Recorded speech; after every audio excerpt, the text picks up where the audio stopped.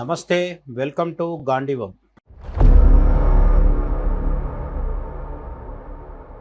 భారతదేశ మహిళలకి ఒకప్పుడు చదువు లేదని సతీసాగమనంలో చంపేసేవాళ్ళని, వంటింటి కుందేళ్లుగా ఇంటి దగ్గరే ఉండేవాళ్ళని, లేదంటే బాల్య వివాహాలు జరిపేవాడని, బాల వితంతువులు చాలామంది ఉండేవారని ఇవన్నీ చెప్పేవాళ్ళు. ఇవన్నీ నిజం కాదా అంటే ఖచ్చితంగా నిజమే. మనం చదువుకున్న చరిత్రలో కొంతవరకు నిజం ఉంది. భారతదేశ చరిత్రలో మధ్య యుగాల్లో అంటే బ్రిటిషర్లు వచ్చేప్పటికీ, అంతకుముందు ముస్లిం రాజుల దండయాత్రల సమయంలో భారతదేశ స్త్రీలు అనేక రకాల దౌర్జన్యాలకు, దాష్టికాలకు, అణిచివేతలకు గురయ్యారు. ఇది కేవలం హిందూ మతంలో స్త్రీని అణిచివేస్తున్నారు అని వాదించే వాళ్ళు కొందరైతే, దండయాత్రలు జరిగినప్పుడు తమ స్త్రీలను కాపాడుకునే క్రమంలో అణిచివేత కూడా ఒక మార్గమైంది. అది సమర్థనీయం కానప్పటికీ అప్పుడున్న వాళ్లకు వేరే మార్గం లేక మతాన్ని, ధర్మాన్ని, సంస్కృతిని కాపాడుకునే క్రమంలో స్త్రీలని, బాలికల్ని ఇల్లు దాటి బయటికి వెళ్లకుండా కేవలం ఇంటికి మాత్రమే పరిమితం చేయాల్సిన అవసరము, అగత్యం ఏర్పడింది. ఇటువంటి పరిస్థితి పురాణాల్లో, రామాయణ భారతాల్లో, ఇతిహాసాల్లో ఎక్కడా కనిపించదు. వేదాల్లో మంత్రాల్ని దర్శించిన ఋషికలు కూడా ఉన్నారని చెప్పి చెప్తూ ఉంటారు. అది నిజం కూడా. చాలా పెద్ద లిస్ట్ ఉంటుంది. మైత్రేయి, గార్గేయి మొదలు పెడితే అనేక మంది లిస్ట్ ఉంటుంది.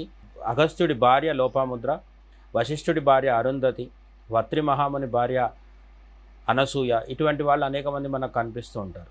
అయితే ఇదంతా ఉక్కిటి పురాణం అని కొట్టిపారేసే వాళ్ళు కూడా దురదృష్టవశాత్తు మన మధ్యనే ఉంటారు. కాబట్టి చరిత్రలో పురాణ కాలం కాకుండా నిజంగా భారతదేశంలో ఈ భూమి మీద తిరిగాడారు అని ఒప్పుకునే వాళ్ళల్లో ఒక గొప్ప జ్ఞాని అయిన మహిళామణి గురించి మనం ఈరోజు తెలుసుకుందాం. భారతదేశం అంటే మహిళల్ని అణిచివేస్తుంటారు అని చెప్పే వాళ్లకు ఇది ఒక కనువిప్పు లాంటిది. అలాగే ఆమె గురించి మన పాఠ్యపుస్తకాల్లో ఎందుకు చెప్పలేదని కూడా మనకు ఇది విన్న తర్వాత ప్రశ్న తలెత్తే అవకాశం ఉంది. మనందరికీ ఆదిశంకరాచార్యులు తెలుసు. ఆదిశంకరాచార్యులు తన జీవిత కాలంలో భారతదేశం మొత్తం, ఆసేతు హిమాచలం, కేరళలో ఉన్న కాలడి నుంచి మొదలుపెట్టి హిమాలయాల్లో ఉన్న బద్రీ, కేదార్ వరకు, అలాగే కాశ్మీర్లో ఉన్న సర్వజ్ఞపీఠం వరకు, శారదా శక్తిపీఠం వరకు ఆయన కాలినడకన ఈ భారతదేశం మొత్తాన్ని తిరుగుతూ పావనం చేయడం జరిగింది. అటువంటి ఆదిశంకరాచార్యులు ఒకానొక సందర్భంలో మండన మిశ్రుడు అనే ఒక కర్మిష్టి, అంటే కర్మ మార్గాన్ని ఎంచుకుని గృహస్థాశ్రమంలో భార్యతో కలిసి ఉంటున్న ఆయనతో వాదనకు దిగడం జరిగింది. ఎందుకు అంటే అప్పటి కాలంలో వాదోపవాదాల ద్వారా మాత్రమే ధర్మరక్షణ జరిగేది.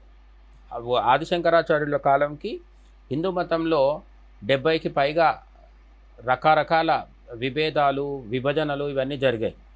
అటువంటి స్థితిలో హిందూ మతాన్ని ఐక్యం చేయడానికి అనేక చోట్ల అనేక మందితో ఆదిశంకరులు బౌద్ధ, జైన, హిందూ మతంలోని కూడా అనేక శాఖల వారితో వాదోపవాదాలు చేసి వాళ్ళని తమ వాదన పటిమతో, విజ్ఞానంతో, వేద సమ్మతంగా సనాతన ధర్మానికి శాస్త్ర ప్రకారం ఆయన వాళ్ళని ఓడించి సనాతన ధర్మంలోకి తీసుకురావడం జరిగింది. అద్వైతాన్ని ఆయన అందరి చేత అంగీకరింపజేయడం జరిగింది.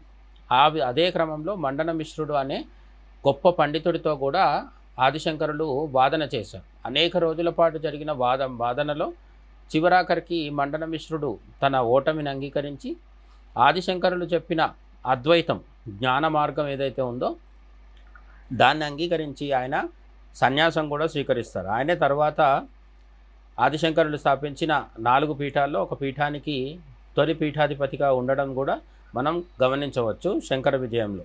అయితే ఈ మండన మిశ్రుడు ఆ ఆదిశంకరులతో వాదన జరిగినప్పుడు వీళ్ళిద్దరి మధ్య న్యాయ నిర్ణేతగా, మండన మిశ్రుడికి ఆదిశంకరులకి మధ్య వీళ్ళిద్దరి వాదనలో ఎవరిది కరెక్ట్, ఎవరిది సరైనది అని చెప్పడానికి న్యాయ నిర్ణేతగా జడ్జి స్థానంలో కూర్చున్నది ఎవరని తెలుసుకున్నప్పుడు మనకు ఆశ్చర్యం కలుగుతుంది. ఆమె ఉభయ భారతీదేవి. ఎవరు ఆమె అంటే మండన మిశ్రుడి భార్య.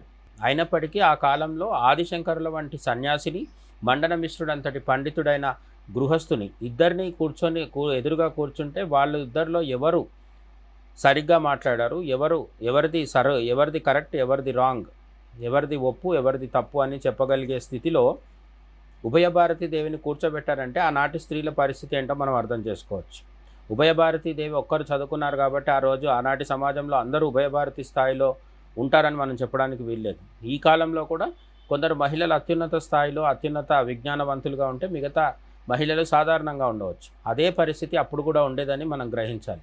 ఇదంతా మనం మాట్లాడుకుంటున్నది 2500 సంవత్సరాల క్రితం నాటి మాట.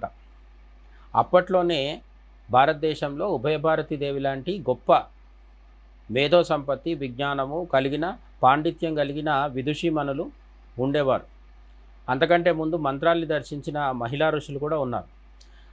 ఈ ఉభయభారతి దేవి మండనమిశ్రుడు ఓడిపోయిన తర్వాత ఆదిశంకరులతో తానే స్వయంగా వాదనకు దిగి వాదనలో కామశాస్త్రానికి సాంసారిక జీవనానికి సంబంధించిన గృహస్థు జీవితానికి సంబంధించిన కొన్ని ప్రశ్నలు వేయడంతో ఆదిశంకరులు వివాహం లేకుండానే సన్యసించిన 16 ఏళ్లప్పుడే అధికారికంగా సన్యాసం స్వీకరించిన వారు కాబట్టి ఆయనకు కామశాస్త్ర సంబంధమైన గృహస్థు సంబంధమైన సాంసారికమైన విషయాలు కొన్ని అవగాహన లేకపోవడంతో ఆయన ఉభయభారతి దేవి దగ్గర కొంత సమయం అనుమతి తీసుకొని ఆ తర్వాత ఆ ప్రశ్నలకు కూడా తగిన విధంగా సమాధానాలు చెప్పి ఉభయభారతి దేవిని కూడా ఒప్పించి మండనమిశ్రుడిని సన్యాసంలోకి తీసుకొచ్చి ఆ తర్వాత ధర్మస్థాపన కోసం ఆయనను కూడా ఆదిశంకరులు ఈ ధర్మం కోసం దేశం కోసం మండనమిశ్రుడిని కూడా జీవితం అంకితం చేసేలాగా ఆయన ప్రేరణ కలిగించారు.